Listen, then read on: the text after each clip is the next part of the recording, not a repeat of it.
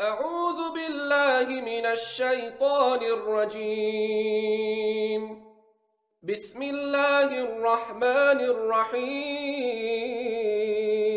إن المتقين في جنات وعيون ادخلوها بسلام آمنين. ونزعنا ما في صدورهم من غل إخوانا على سرر متقابلين لا يمسهم فيها نصب وما هم منها بمخرجين.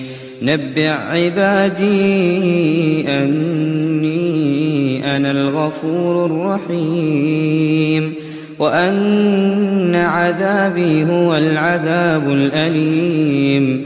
ونبئهم عن ضيف إبراهيم إذ دخلوا عليه فقالوا سلاما قال إنا منكم وجلون.